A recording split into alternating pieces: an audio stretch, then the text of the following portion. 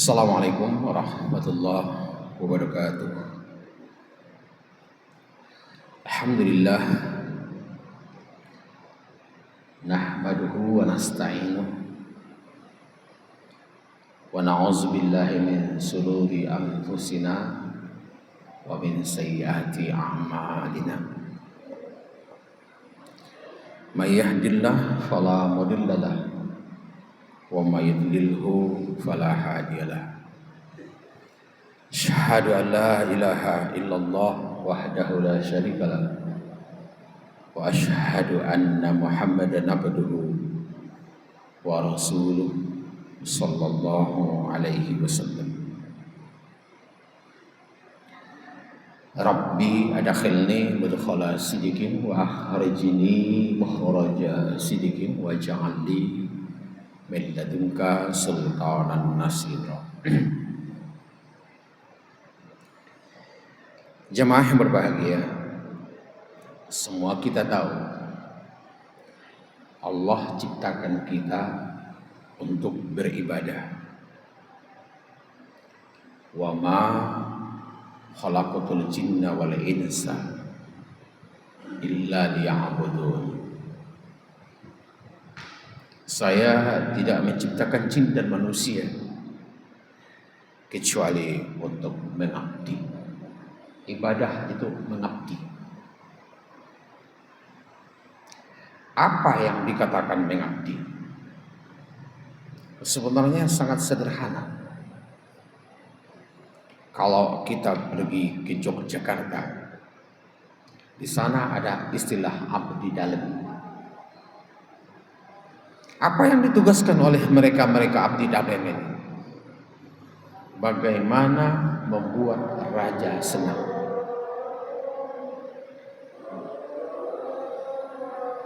Maka saat kita berkata, kita menghambakan diri kepada Allah, kita beribadah, berarti kita membuat Allah senang. Prinsipnya seperti itu.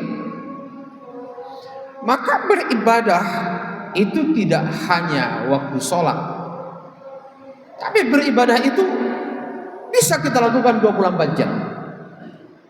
Jadi tidak melulu sholat, puasa, sedekah, itu bahagian daripada ibadah.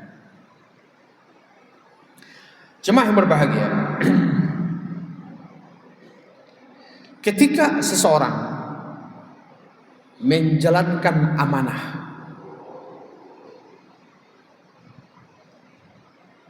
apa amanah? Dititipkan sesuatu kepadanya. Tolong, assalamualaikum warahmatullahi wabarakatuh, tolong sampaikan salam saya ini ke sebulan. Baik, insya Allah. Lalu ketemu sebulan yang dititipkan, dibilangin, assalamualaikum warahmatullahi wabarakatuh, salam sebulan kepada. Waalaikumsalam. Saat engkau menyampaikan itu, kala engkau sadar bahwa Allah menyuruhmu untuk menunaikan amanah, berarti engkau sedang bikin Allah senang, maka itu adalah ibadah bagimu. Jadi ibadah itu luas. Misalkan kalau suatu ketika engkau belanja, lalu kemudian beli cabai sekilo, dadel ini sekilo, ini uang akad, aku beli cabaimu sekilo dengan harga sekian, aku jual. Ada keinginan untuk nambah cabai tadi, kalau banyak cabai ambillah agak 2-3 biji bonus. Tapi kemudian engkau berkata, saya tidak dibenarkan Allah mengambil yang bukan hakku. Saat engkau sadar itu tidak melakukan itu karena Allah tidak membenarkanmu mengambil yang bukan hakmu, berarti engkau sedang bikin Allah senang. Maka itu ibadah bagimu, karena keterkaitanmu dengan Allah setiap saat. Sebaliknya, kalaupun engkau sholat tapi engkau tidak terkait dengan Allah, itu tidak disebut ibadah. Misalnya, kenapa engkau mendirikan sholat? Segan sama mertua, awak pergilah sholat lagi, nggak enak sama mertua, nanti gimana. Engkau sholat, tapi engkau tidak sedang menghambakan diri kepada Allah, tapi untuk membuat mertuamu senang. Itu riya, bukan ibadah. Nah, bahkan di saat engkau menebar senyum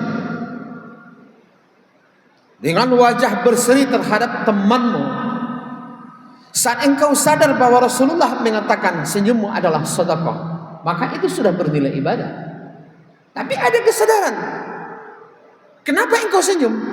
Rasulullah bilang saat kita senyum kepada wajah saudara kita adalah sedekah, sehingga dia punya semangat, maka sesungguhnya itu adalah ibadah bagimu. Jadi jemaah yang berbahagia, atau ketika yang lain ada orang mogok mobilnya, engkau bantu mendorongnya, sebatas kasihan belum ibadah. Tapi begitu sadar Allah memerintahkan aku untuk menolong hambanya, ta'awanu 'alal birri wat taqwa, saling menolonglah kamu untuk kebaikan dan ketakwaan. Sadar engkau sedang melakukan apa yang diperintahkan Allah, yaitu menolong sesama, maka saat engkau membantu orang tersebut, itu juga ibadah bagi diri. Jadi ternyata konsep ibadah itu luas, buat Allah senang. Maka salah satu ibadah yang paling Allah cintai apa? Ngasih makan orang yang lapar. Itu amul ji'an. Maka Allah sebut seseorang itu pendusta agama kalau tidak saling mengajak untuk memberi makan orang-orang miskin.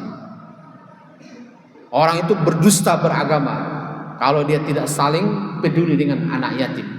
Ara'aital ladzi yukazzibu bid-din wa zalikal ladzi yad'ul yatim wa la yahuddu 'ala ta'amil miskin. Jemaah yang berbahagia, ketika engkau dengan tulus meringankan beban orang-orang yang lagi kesulitan, tapi kemudian engkau sadar bahwa itu adalah sebuah kemestian yang Allah perintahkan bagimu, itu juga ibadah.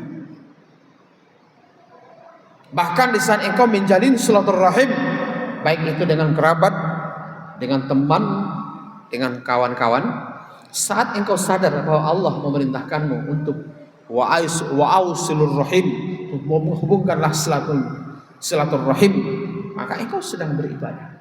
Jadi dalam Islam itu ibadah itu luas. Jadi kadang-kadang kalau kita tidak memahami, banyak orang mengartikan ibadah itu hanya sholat melulu, tambah puasa. Itu benar, tapi itu baru bahagian daripada ibadah. Jemaah yang berbahagia, bahkan di saat engkau menyiram bunga yang kering, karena engkau tahu itu bunga bertasbih ke Allah, sabbahalillahi ma fis samawati wa ma fil ardh, lalu engkau sayangi dia, engkau siram itu kembali, itu ibadah. Apa Rasulullah bilang? Ar-rahimuna yarhamuhur rahman, irhamu man fil ardh wa yarhamukum man fis sama. Saling berkasih sayanglah kamu, maka Allah yang Maha Rahman akan sayang kepada kamu. Sayangi apa yang ada di bumi, maka yang di langit akan sayang kepada kamu. Maka cuma yang berbahagia nyiram bunga juga kalau sadar bahwa itu perbuatan yang diperintahkan untuk saling menyayangi sesama, itu pun bahagian daripada ibadah. Makanya yang menjadikan sebuah pekerjaan itu ibadah, pertama ilmu, yang kedua sadar. Ada ilmunya, ada kesadarannya. Tidur, kalau ada ilmunya dan engkau sadar, tidurmu itu ibadah. Apa ilmunya? Bahwa engkau tahu Allah memerintahkan kita istirahat dengan tidur. Wa ja'alna nauma subata. Kami jadikan tidur itu sebagai sarana istirahat, terutama di malam hari ini. Wal laila libasa. Kau tidur. Kenapa engkau tidur? Sadar Allah menyuruh kita istirahat di malam hari. Engkau tidur bismillah atau bismika Allahumma ahya wa amut, tidurmu itu bernilai ibadah itu. Bernilai ibadah itu sampai engkau bangun tidur sama dengan orang sedang zikir itu. Tapi kalau engkau tidak sadar, walaupun tadinya engkau tahu bahwa Allah nyuruhmu istirahat di malam hari, tapi engkau tidak sadar. Lalu apa yang tidak sadar? Aku ngantuk, tidur dulu. Bang, tidur. Berarti engkau sedang tidak sadar, maka dia tidak bernilai ibadah. Jadi sesuatu itu bernilai ibadah di saat ada kesadaran kita dalam hal pelaksanaan perbuatan tersebut. Makanya Allah jelaskan di Al-Quran, surat Al-An'am, surat Al-A'raf ayat 179. Isi neraka jahanam itu siapa? Orang-orang yang lalai, kesadarannya itu hilang. Walaqad zara'na li jahannama katsiran minal jinni wal ins lahum qulubun la yafqahuna biha. Di ujung ayat, ulaika humul ghafilun. Mereka itulah orang-orang yang lalai. Yang lalai ini yang berbahaya. Jadi teruslah sadar apapun yang kita lakukan, tautannya dengan Allah. Apapun yang kita tinggalkan, kaitkan dengan Allah. Supaya segala sesuatu yang kita kerjakan bernilai ibadah. Kalau engkau hormati orang tuamu, bukan untuk berbalas budi. Jadi apa yang kita lakukan?